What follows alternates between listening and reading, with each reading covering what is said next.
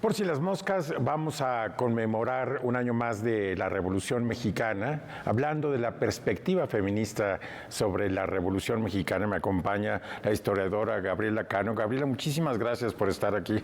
Pues al contrario, siempre me da mucho gusto conversar contigo en Por si las moscas. Oye, Gabriela, tenemos una imagen muy fija sobre las mujeres y la participación de las mujeres de la Revolución Mexicana, pero creo que tú desde hace tiempo te has encargado de poner a las mujeres en el centro del relato de la Revolución.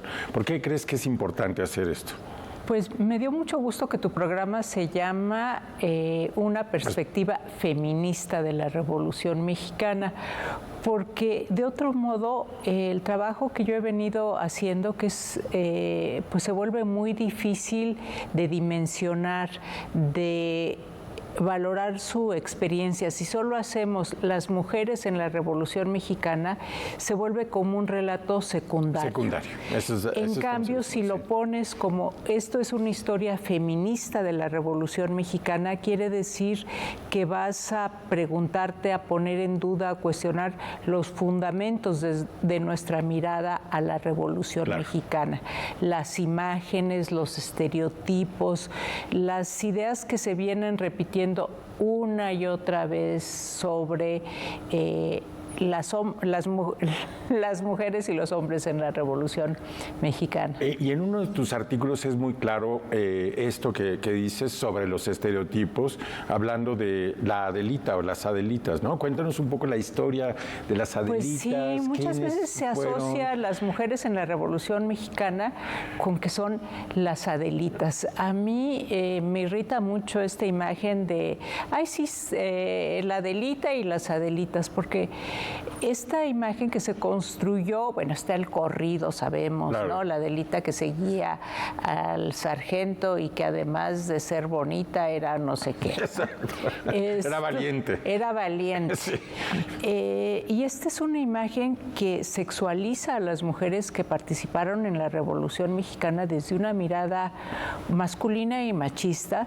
Las presenta como mujeres pues maleables, esto que siguieron al sargento, que no tenían capacidad de decisión, de influencia propia, y además que eran mujeres rurales, jóvenes y sexualmente disponibles. Eso es la Adelita.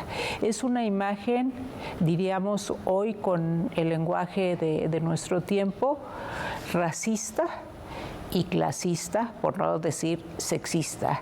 Las mujeres que participaron en eso que llamamos de la Revolución Mexicana, que son muchos momentos, un proceso muy complejo, tuvieron una intervención tan compleja como la de los hombres en distintas facciones políticas, participaron de conflictos, tomaron las armas, fueron traidoras, igual que los hombres. Tenían sus ambiciones del poder. Por supuesto. Tenían ideales revolucionarios tan también. Humanas, claro, unas como otros. Eso creo que es el cajón. Las mujeres en la Revolución Mexicana ya no nos ayuda. Claro.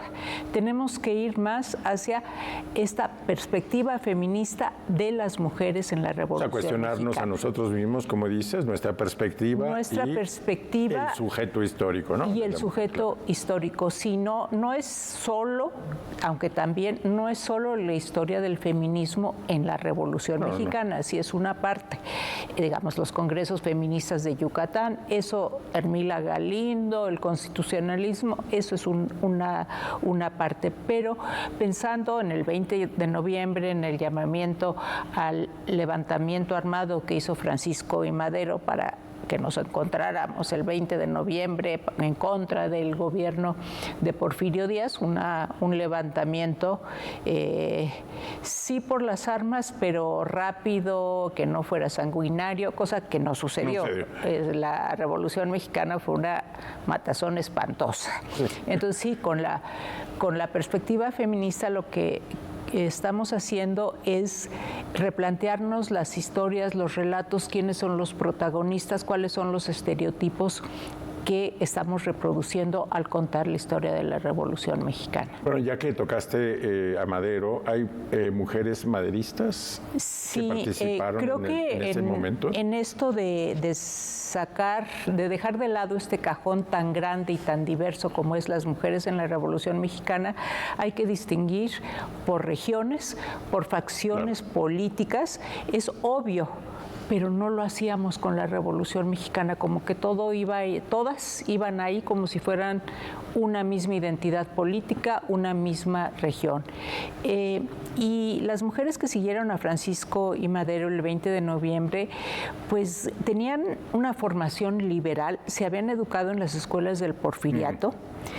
Y esta formación liberal, por un lado, las familiarizó con las ideas republicanas de la democracia, pero también con las ideas de que las mujeres deberían de estar en su casa, de que eso de la democracia pues no eran para ella, no era para las mujeres, porque eso es el liberalismo decimonónico. Escuelas separadas, los hombres van a ser los ciudadanos, las mujeres van a sostener a los ciudadanos y a los militares. Pero con todo eran mujeres con educación y pues ellas se preguntaron, tuvieron esta agencia para preguntarse, no, pues nosotras qué vamos a hacer en la Revolución Mexicana si hemos estado aprendiendo esto de que sufragio efectivo o no reelección, que es el lema de Francisco I. Madero, y las mujeres en casa nada más.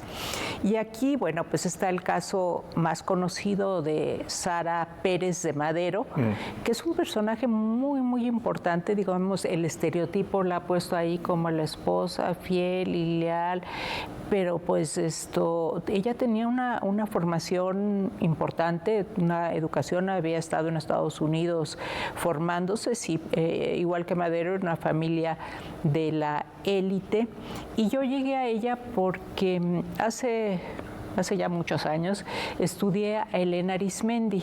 Elena Arizmendi fue conocida como Adriana en las memorias de José Vasconcelos. Adriana en las memorias de José Vasconcelos es la más bella de México y la más sexy. José Emilio Pacheco escribió también sobre Adriana, y de ahí yo agarré la pista y encontré la extraordinaria historia de Elena Arizmendi, que sí tuvo una relación amorosa de 6 años con Vasconcelos, una relación extramatrimonial, pero su vida fue mucho más que eso.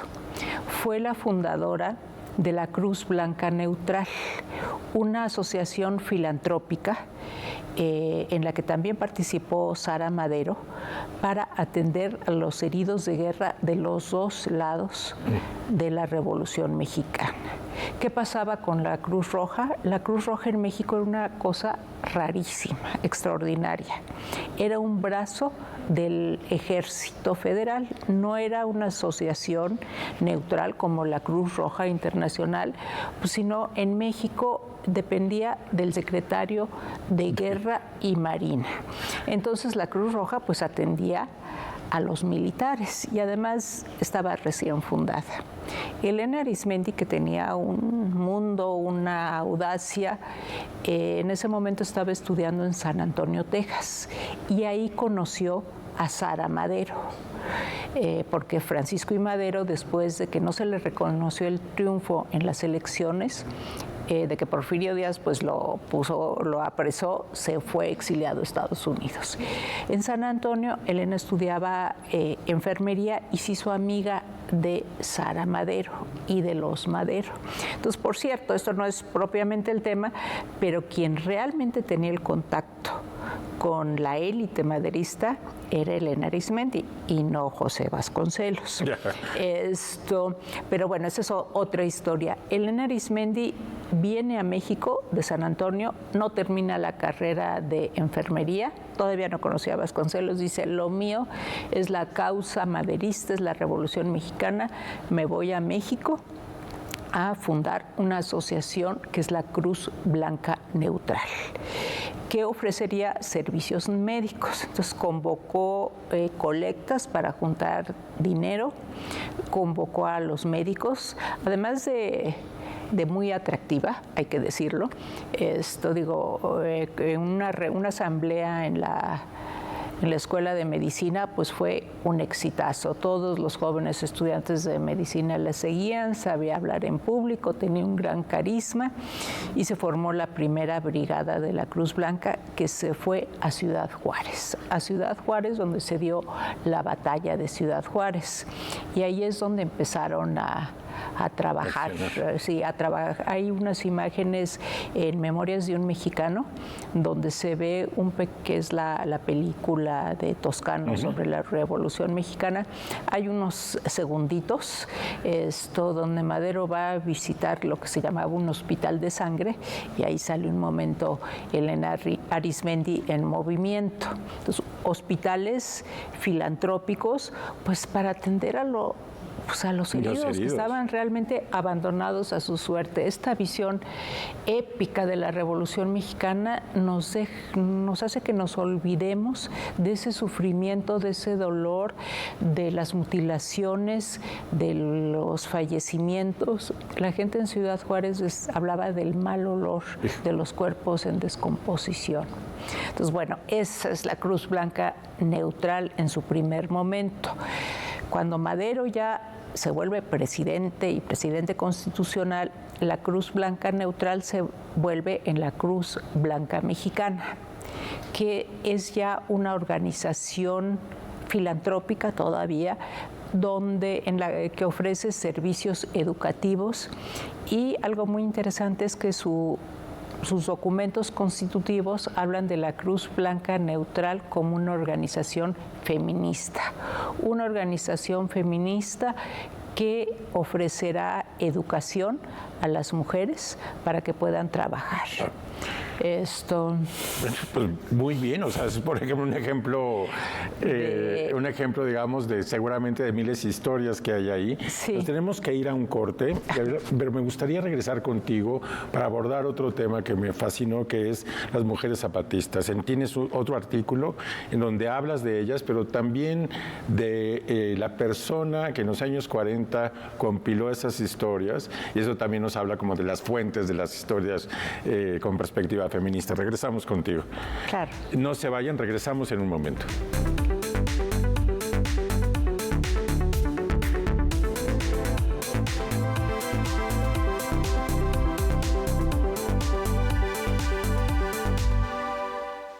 Zona D presenta los mejores cortos pertenecientes al Festival Internacional de Cortometrajes de México. Revolver. Dirección: Eduardo Castro Saavedra. Ballroom por Tremenda. Dirección: Omar Mejía Robles. Last Dance. Dirección: Fernando Garza Fox. Más allá de la carne. Dirección: Juan Briceño. Shorts México, en Zona D. Nuevo episodio, sábado, 23 horas. Por Canal 22. La cultura se ve en todas partes. Dicen que la familia que roba unida, se queda unida. ¿O no? Hasta que un suceso inesperado saca a la luz secretos que pondrán a prueba sus lazos.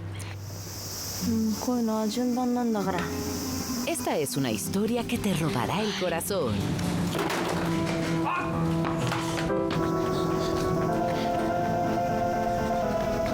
Un asunto de familia. Dirección: Hirokazu Koreeda. En Cinema 22 de 5 estrellas. Domingo, 22 horas. Por si las moscas, estamos de regreso. Soy Guillermo Osorno. Platico con la doctora Gabriela Cano, historiadora y profesora del Colegio de México. Estamos hablando de la Revolución Mexicana con perspectiva feminista, Gabriela.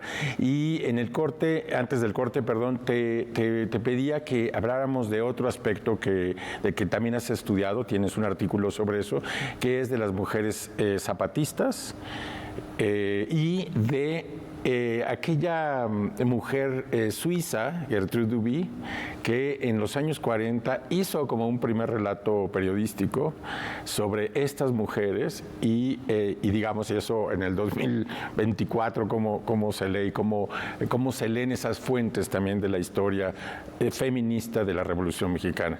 Entonces, bueno, hablemos primero de las mujeres zapatistas o de Gertrude Duby, como quieras. Pues mira, las mujeres zapatistas las conocíamos muy poco, muy poco, porque también habían quedado estereotipadas como las mujeres de los poblados, pero pues pobres, sin nombre, sí, campesinas, sin nombre, sin una identidad individual, si no, pues estaban ahí mezcladas en los pueblos y pues hacían tortillas, cocinaban. Fuera de eso no sabíamos gran cosa. A finales del gobierno de Lázaro Cárdenas se empezaron a formar las organizaciones de veteranía de los veteranos de la Revolución Mexicana que buscaban pensiones por sus servicios a la Revolución Mexicana, empleos, ventajas. Dentro de esto se empezó a escarbar mucho sobre quiénes habían participado en las distintas facciones y también fue cuando se empezó a proyectar el monumento a la Revolución y en eso pues no hay gran información dura sobre las mujeres en el movimiento armado, sino que son semblanzas muy idealizadas, muy cuadradas, pero llega a México exiliada del nazismo Gertrude Duby.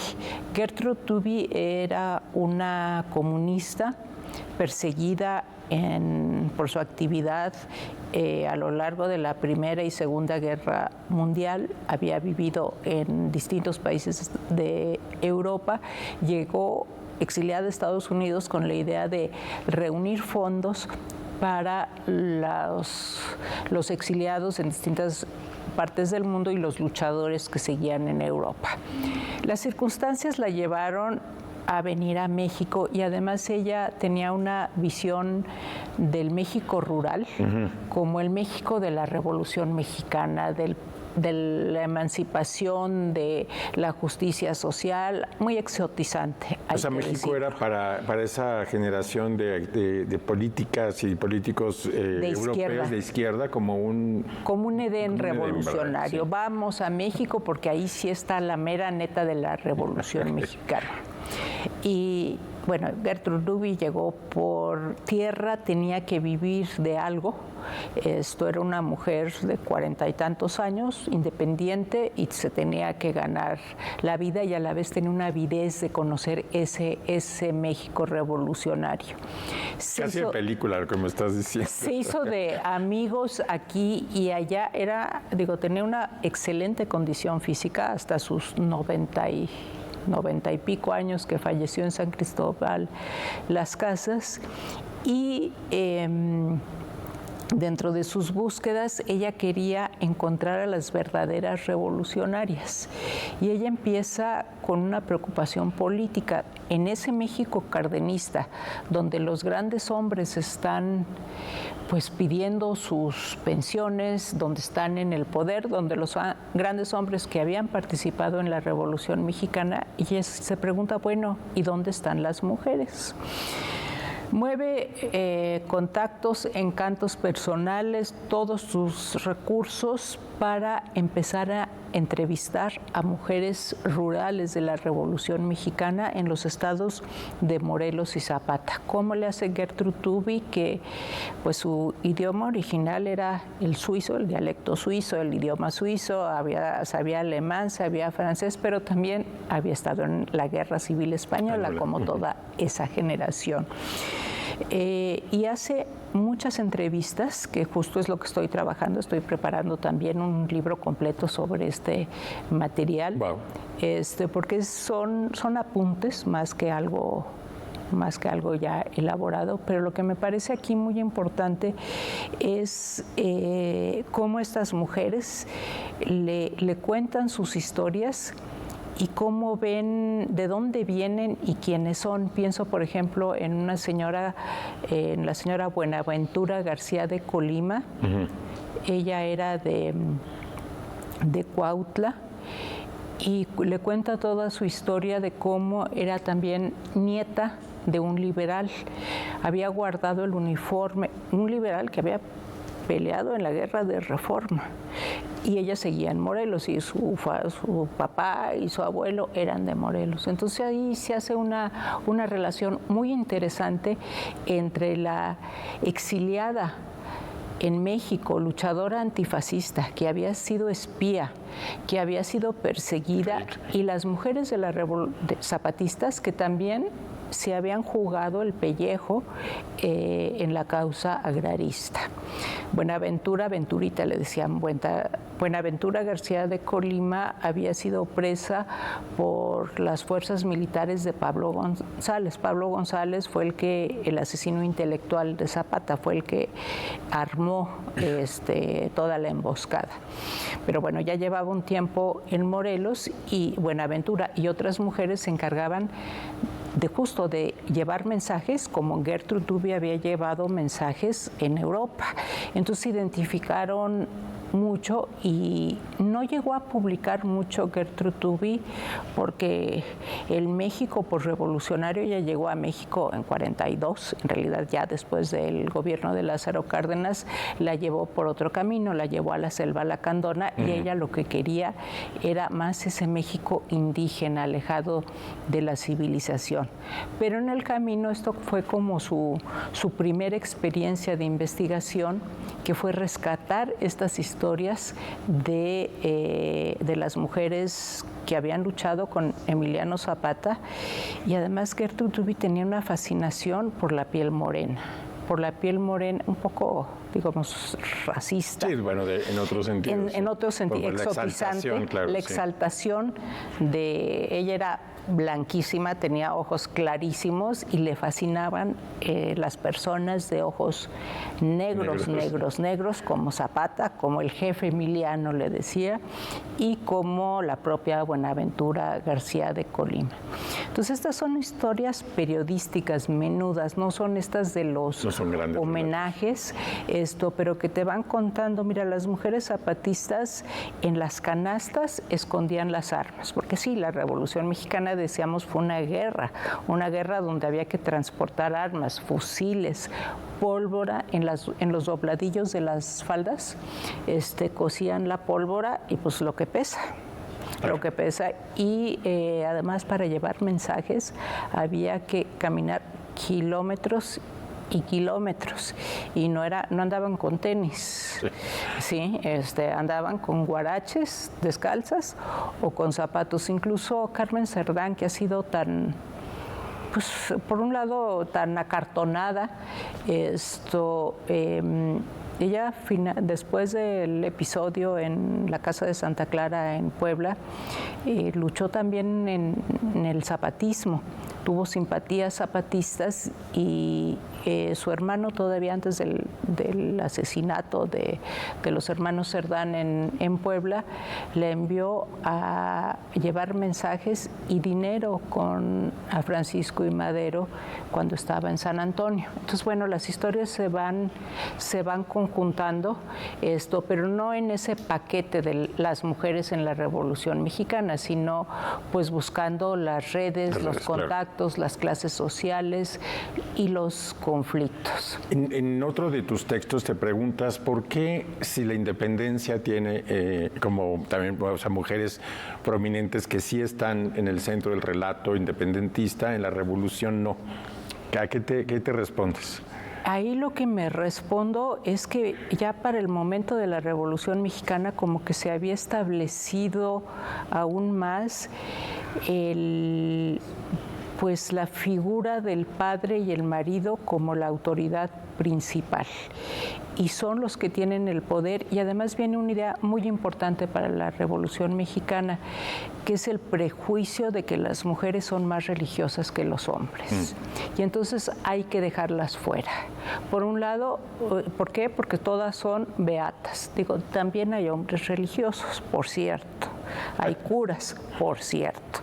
Pero todo iba enfocado, sí, a los ministros de la Iglesia, pero las mujeres eran irracionales y iban a dejarse manipular por los hombres. Entonces yo creo que eso contó ya se había mucho. instalado más, claro. Sí, se instaló muy claramente y eso propició que las mujeres pues fueran despreciadas, marginadas.